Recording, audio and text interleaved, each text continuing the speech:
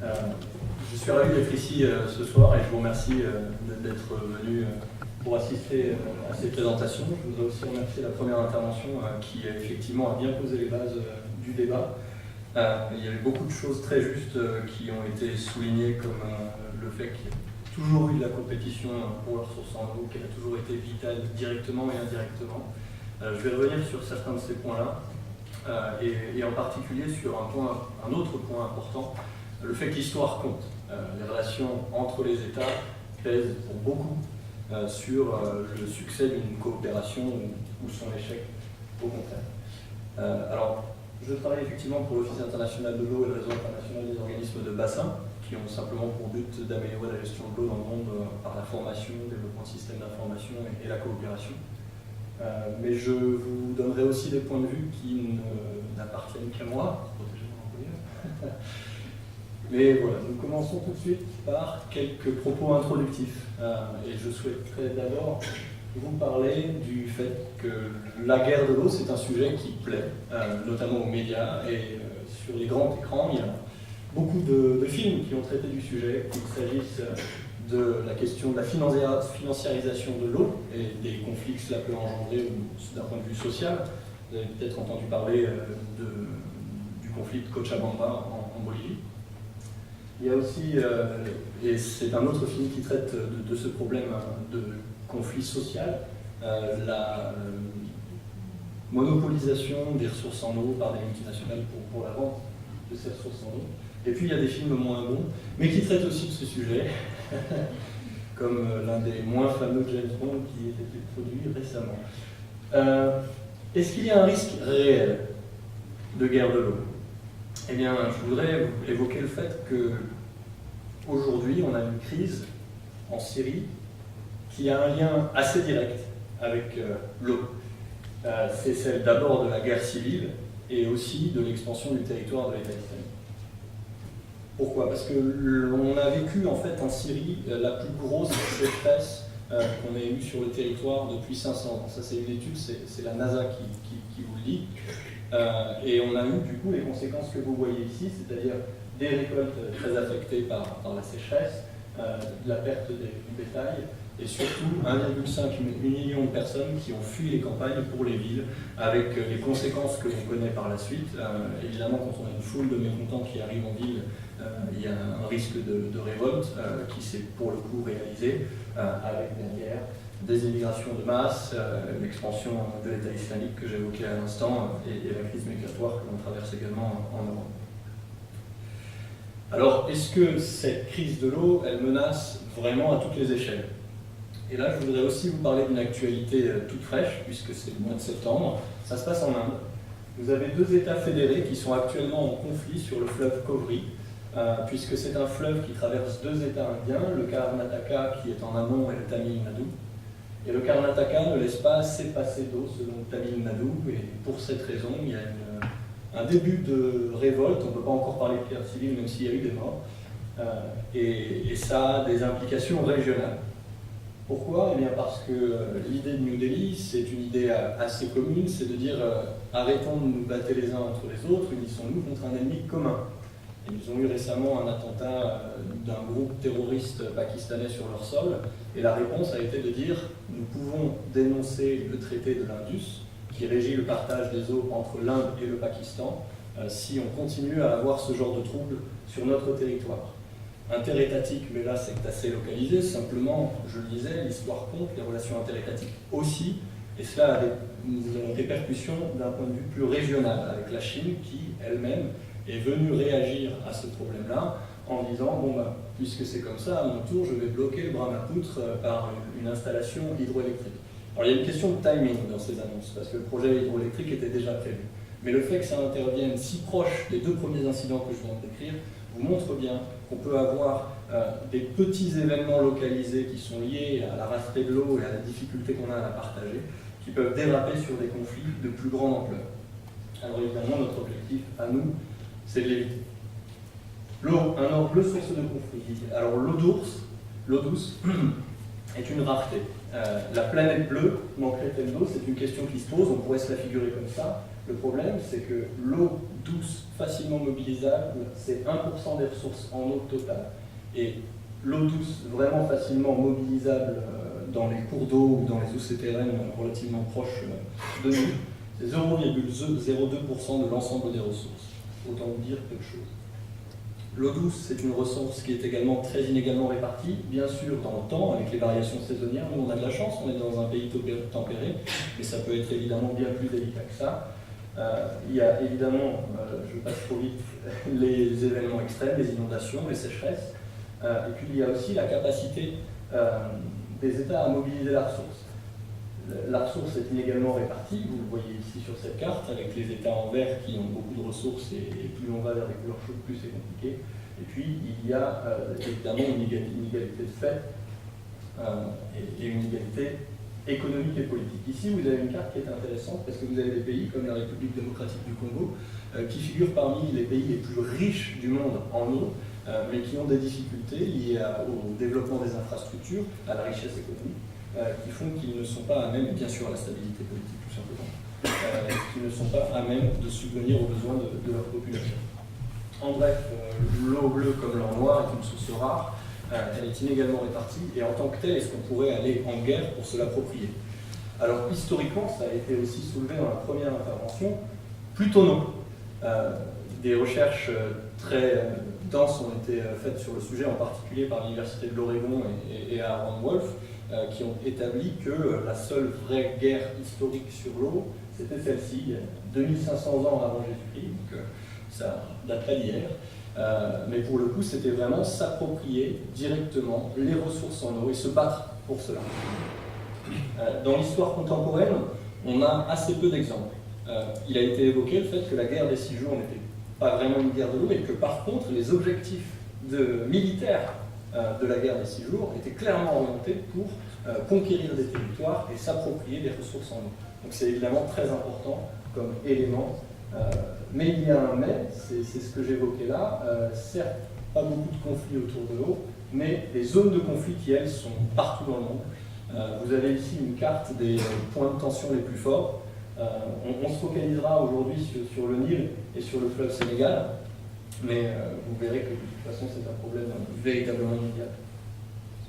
Ira-t-on en guerre pour l'eau? C'est un risque réel, notamment parce que le contexte change. Je l'ai dit, l'histoire montre plutôt l'absence de conflits liés à l'eau, mais cela était vrai dans une situation où le niveau de développement économique et les interrelations entre les États étaient moindres. Nous avons aujourd'hui l'explosion démographique, c'est à mon sens le point le plus important. Il y a un tabou sur cette question et sur la solution qu'elle suppose, qui est valable dans toutes les religions du monde, qui irrigue beaucoup de politiques publiques. C'est d'ailleurs l'une des raisons pour lesquelles je n'avais pas abordé ça dans mon mémoire, tout simplement par peur que le correcteur n'apprécie pas les suites qui seraient données à cette logique, mais c'est évidemment un problème majeur. Vous avez ici les projections qui sont faites par les Nations Unies sur l'explosion démographique potentielle, et avec plusieurs scénarios. Même les scénarios optimistes font froid dans le dos, surtout que l'on sait que les projections de l'ONU ont été, ces 2 dernières décennies, revues à la hausse. Il y a bien sûr les changements climatiques. Ici, vous avez une estimation des sécheresses jusqu'en 2070, avec une situation qui s'aggrave partout, y compris en Europe, alors qu'on est un territoire qui est souvent présenté comme relativement épargné. Ici, pour les inondations, même constat, avec tout de même des conséquences bien réelles. Là, je vous montre des cartes. Le problème, c'est qu'on arrive à des situations où il y a bien sûr des dommages sur les biens, mais aussi des morts, et des moyens de subsistance qui sont mis en danger, qui sont menacés, et qui, bien sûr, ont des conséquences, y compris en termes de conflit. Il y a la concentration des populations et des besoins qui est importante aussi. Vous le savez, en 2010, on a franchi pour la première fois la moitié de la population mondiale qui vivait dans les villes. Ça y est, on a plus de la moitié de la population mondiale qui est urbaine. Ça aussi, c'est un problème. Avoir des villes de 10 à 20 millions d'habitants sur des territoires relativement restreints, ça c'est un vrai défi logistique pour les approvisionner en eau, en aliments. Et évidemment, derrière l'aliment, vous connaissez peut-être ce concept, mais il y a de l'eau, c'est de l'eau virtuelle. dans tout ce que l'on utilise pour s'habiller, dans tout ce que l'on consomme, il y a de l'eau, beaucoup d'eau. Donc avoir sur des points restreints beaucoup de gens à nourrir et pour lesquels il faut subvenir à leurs besoins, c'est compliqué. Et à la demande en eau croissante des usages, j'ai évoqué le concept d'eau virtuelle. Lorsque l'ensemble de la planète aura, comme nous, des machines à laver, des frigos, des voitures, il sera très compliqué de répondre, bien sûr, à l'ensemble des besoins. Comme vous le voyez ici, l'ensemble des usages, il est prévu pour l'ensemble des usages les consommations en eau. En bref, si l'histoire nous enseigne que l'on ne se bat pas pour l'eau, ce ne sera peut-être pas vrai pour l'avenir. Les bouleversements qu'on connaît actuellement risquent de remettre en cause cet état de fait.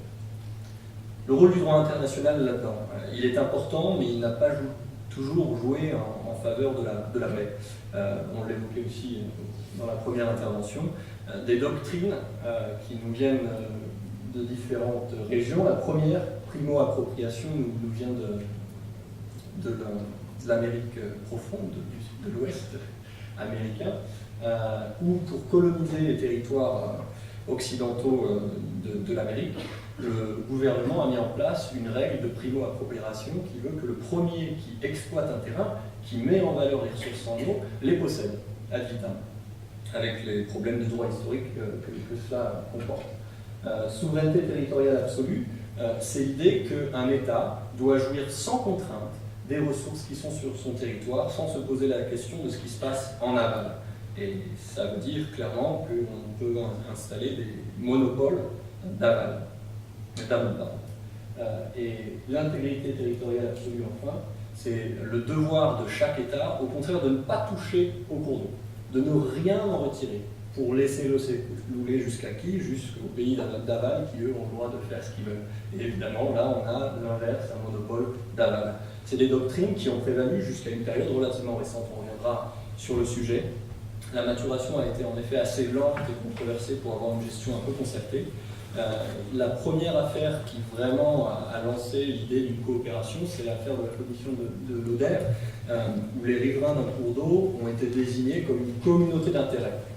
On a des besoins et on a des intérêts communs quand on partage un fleuve, et on est plus efficace si on le gère en commun. En l'occurrence, c'était simplement une histoire de navigation. Donc ça n'allait pas très loin dans les questions d'allocation de la ressource en eau. Mais c'est déjà important d'avoir ce premier pas vers la prise de conscience que oui, on gère mieux si on gère ensemble. Les règles d'Helsinki sont arrivées en 1966, c'est le premier corpus législatif, c'est un bien grand mot parce que ce n'est pas vraiment du droit, ça relève plutôt du droit coutumier et de la doctrine, mais les deux principes là aussi sont importants, puisqu'ils remettent en cause les monopoles d'aval et les monopoles d'amont qu'on a cités avant. Elles appellent à l'équilibre entre une utilisation équitable et le non-dommage. C'est-à-dire que oui, tout le monde a le droit à l'eau, mais ça doit se faire sans compromettre les besoins des autres. Alors la convention conventionnelle de la gestion concertée, elle a été elle-même tardive. Il y a deux grandes conventions qu'il faut retenir. Celle de 92 qui jusqu'à une période récente était relativement régionale, qui concernait l'Europe et quelques pays d'Amérique du Nord, puis qui a été récemment globalisée. Et puis la convention des Nations Unies de 97, dite convention de New York, qui pose à peu près les mêmes principes que ceux qu'on a évoqués en 60. Le droit ne peut pas grand-chose. On parle du droit comme de la politesse de la force. Il faut aussi des outils concrets pour pouvoir gérer la ressource en eau de manière quotidienne. Et c'est ce que l'on appelle la gestion intégrée des ressources en eau. La gestion intégrée des ressources en eau, elle est définie à la base par le partenariat mondial pour l'eau, mais vous allez voir que je n'en partage pas l'entièreté de la définition, tout simplement parce que c'est très théorique. Ça nous fait un peu penser à la définition du développement durable. C'est important d'optimiser et d'avoir une gestion durable. C'est important d'impliquer les femmes, de donner une valeur économique à l'eau, d'avoir la participation de tous. Évidemment, c'est des principes qui sont utiles et qu'il faut suivre. Par contre, ça ne nous aide pas beaucoup pour savoir par quoi on commence au juste pour mieux gérer la ressource en eau. D'où ma question, ça vous semble peut-être pas plus clair, l'agir. Faut rendre tout ça un peu plus opérationnel. Et on le peut grâce à 6 principes que nous, à l'Office international de l'eau et pour IOB, on essaye de promouvoir un peu partout dans le monde, qui sont les suivants à l'échelle des bassins. C'est à l'échelle des bassins qu'il faut gérer la ressource en eau, parce que les bassins, c'est l'unité naturelle, l'unité géographique la plus pertinente pour gérer la ressource en eau. C'est celle qui permet d'avoir une gestion conjointe des aquifères, des rivières et des lacs sur un relief sur lequel s'écoulent naturellement toutes les eaux qui pleuvent, qui précipitent, vers un écoutoir commun. Et c'est intéressant parce qu'on peut, à cette échelle, vraiment planifier les grandes infrastructures, par exemple, à l'endroit optimal. On ne va pas prendre en compte les frontières administratives parce qu'il s'avère que le point où il serait le plus pertinent d'installer le barrage, ben, c'est dans le département ou le pays à côté. On ne va pas s'empêcher de le faire parce que ce serait idiot, on va perdre des ressources en eau, on va avoir beaucoup d'évaporation, on va avoir un relief qui ne sera pas pertinent. Donc c'est important de planifier sans tenir compte des frontières politiques et on verra plus tard comment. Il faut le faire sur la base de systèmes d'information intégrés avec des données qui sont interéchangeables, qui sont calibrées pour que les différents acteurs, il y a des milliers de producteurs de données, puissent vraiment ensemble arriver à une compréhension commune de la ressource et à mutualiser les ressources qu'ils ont, les informations et les données qu'ils ont eux-mêmes. Une question, parce que je me demande si les gens s'impatientent. J'ai dit 25 minutes. Parfait. Alors, sur la base de plans de gestion pluriannuels également, l'idée c'est de dire qu'on ne peut pas gérer la ressource en eau sur 1, 2 ans, parce qu'on a des financements qui tombent maintenant et que c'est bien.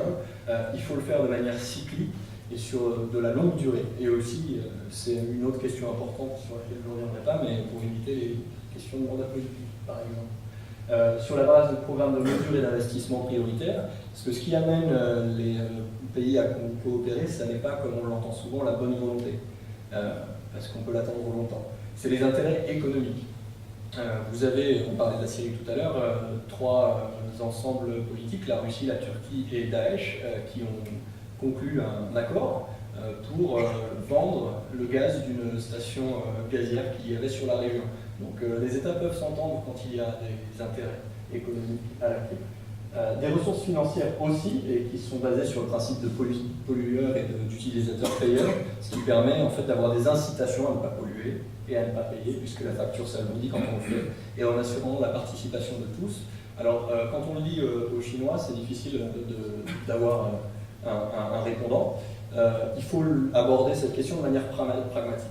On n'associe pas les gens parce que c'est bien vu, on associe les gens parce que ça permet d'avoir une appropriation des décisions qui sont prises. Quand dès le début ils sont associés à un projet, ils en comprennent l'intérêt, et quand ils ont participé à la décision, non seulement ils l'acceptent, mais ils l'appliquent. Pourquoi s'intéresser aux bassins transfrontaliers? Les bassins transfrontaliers, en fait, recouvrent quasiment la moitié de la surface du globe. Vous voyez peut-être sur les cartes qui suivent. Voilà, 608 aquifères, 276 bassins transfrontaliers, ça se voit à peu près. Il y en a effectivement à peu près partout. Et c'est donc important, ne serait-ce que parce qu'on est quasiment tous concernés, de s'y intéresser. 77% des États font partie d'un bassin transfrontalier et sont donc amenés à se poser la question de la coopération. Ces bassins, c'est évidemment là que l'eau douce la plus facilement mobilisable se trouve, et c'est là qu'on peut passer du conflit potentiel au potentiel de coopération. Je vais démarrer sur les études de cas, et je vais essayer d'aller vite parce que le temps manque, mais pourquoi s'intéresser cette fois au Nil? Parce que c'est 160 millions d'habitants, 10% de l'ensemble du continent africain et 11 pays depuis l'indépendance du Soudan du Sud. Le problème, c'est qu'on est dans un cas de conflit différent amont-aval qui est assez particulier, puisque en fait l'État le plus en aval, c'est celui qui bénéficie d'un monopole juridique sur la ressource en eau, parce que c'est notamment le plus fort militairement, et que si ce statu quo est amené à être remis en cause par d'autres États qui se situent en amont, il y a un vrai risque pour le coup de guerre. Alors pourquoi exactement est-ce que j'affirme que l'Égypte, parce que c'est d'elle qu'on parle, est l'État d'aval le plus vulnérable? Voilà pourquoi 97% de ses ressources en eau proviennent de l'extérieur de son territoire, principalement du Soudan et de l'Éthiopie. D'où historiquement un verrouillage juridique pour s'assurer la disponibilité de ces ressources en eau. Un verrouillage qui date de l'époque coloniale, où en fait, pour s'assurer le contrôle de l'Égypte, qui est un contrôle très stratégique, c'est le canal de Suez, c'est la route des Indes. Il faut aussi contrôler le bassin hydrographique, on vient d'évoquer cette notion, pour s'assurer le contrôle sur le Caire. C'est ce qu'a fait le Royaume-Uni, et c'est ce qu'ils ont fait notamment à travers cet article que vous voyez affiché, qui interdit tout simplement à tout autre État que l'Égypte d'aménager le cours d'eau du fleuve.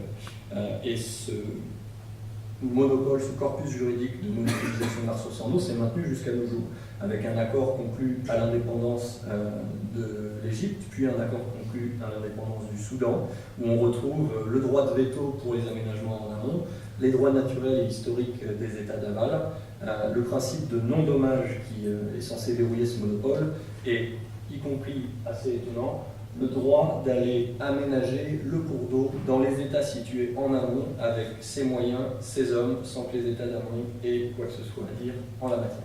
Et voici à quoi ressemble un partage de la sorte. Vous avez l'Égypte avec 55,5 km3 d'eau, le Soudan avec le reste, et puis on laisse 10% non pas aux autres riverains, mais à l'évaporation. Pourquoi ? Bien pour la raison que j'évoquais plus tôt.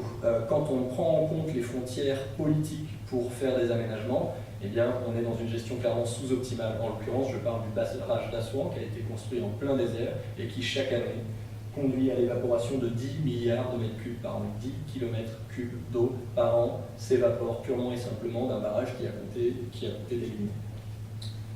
Évidemment, on pourrait éviter ça avec d'autres types d'aménagements. Pourquoi il s'est perpétué aujourd'hui? Par le droit, par la force. Vous voyez ici quelques raisons, notamment des plans qui ont été volontairement fuités pour expliquer aux voisins qu'il ne fallait pas trop chercher à se monopoliser la ressource en eau. Et puis aussi par une stratégie de coopération limitée très maligne où on développe des coopérations techniques qui ont tout sauf pour but de parler de l'allocation des ressources en eau. L'avènement d'une nouvelle ère de coopération, c'est qu'on a des États d'amont qui sont peu à peu plus forts en termes de démographie, en termes d'économie. L'Éthiopie, je ne sais pas comment c'était quand vous étiez jeune, vous l'êtes encore. Moi, quand j'étais jeune, c'était la guerre civile, c'était l'opération Bollery, c'était ce genre de choses. Aujourd'hui, c'est un pays qui a un taux de croissance comparable à la Chine. Pendant les 3 ans durant lesquels j'ai étudié cette question, ils avaient une croissance à 10% de PIB par an. Un puissant engrenage coopératif aussi, puisqu'en fait, l'Égypte s'est un peu fait prendre à son propre jeu sur cette logique de stratégie de coopération limitée, puisque les États en ont toujours demandé plus et qu'ils en ont obtenu plus. En 1999, on a vu le lancement d'une initiative du bassin du Nil, dont l'un des objectifs est en fait l'établissement d'une gestion intégrée des ressources en eau à l'échelle du bassin. Puis il y a eu les révolutions du Nil, il y en a eu plusieurs. Il y a eu l'accord de mai 2010 qui lance l'idée qu'on peut avoir une gestion intégrée sur le bassin, qui lance l'idée qu'on peut avoir une commission du bassin du fleuve Nil. Et là, il y a 6 États qui l'ont déjà signé et ratifié.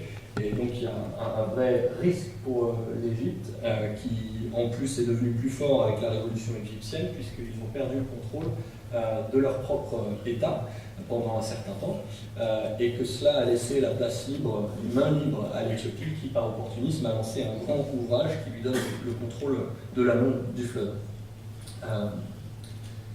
Voilà le barrage en question, le Grand Renaissance Dam, situé sur le Nil bleu. Et cela peut vraiment signer la fin du monopole et l'avènement d'une gestion concertée. Si on arrive effectivement à gérer ce barrage en commun, on peut avoir un bénéfice qui serait plus important pour tous. Ici, vous avez une clé de répartition de la ressource en eau selon différents scénarios. Le premier scénario, c'est celui du aucune coopération et en plus des problèmes climatiques qui viennent s'y ajouter. Et le dernier, vous avez un scénario où les grandes infrastructures sont pensées, planifiées ensemble. Par exemple, au lieu de faire un barrage dans un désert, on le fait dans une région montagneuse des plateaux éthiopiens et on le gère en commun. C'est l'objectif de 2 études qui sont actuellement réalisées par 2 boîtes françaises sur le Grand Renaissance Dam pour éviter que l'impact de ce barrage et les manières, les procédés utilisés pour le remplir ne nuisent aux États d'aval. Alors on a aussi un exemple complètement différent qui est celui du Sénégal et qui lui est un modèle de coopération. Pourtant on avait un cocktail qui n'était pas forcément bon, un bassin aride, une forte variabilité de débit. Ici vous avez les variabilités de débit sur différentes années ou différentes périodes de l'année. Donc on voit bien que c'est difficile de planifier des politiques publiques sur l'eau quand on a ce type de variabilité. Et on a des États d'aval qui étaient extrêmement dépendants des eaux du fleuve, comme par exemple la Mauritanie. Une croissance démographique alarmante, là encore, et un historique de coopération qui n'était pas vraiment facile. Mais la différence, c'est qu'on a des facteurs favorables. On a un héritage colonial qui est à peu près le même sur l'ensemble du bassin, et où pour autant on n'avait pas de grandes infrastructures. Donc on a le paradoxe de la page blanche, c'est celui qui veut que quand on n'a aucune infrastructure, on peut démarrer une nouvelle histoire et qu'on peut écrire avec tous les états du bassin.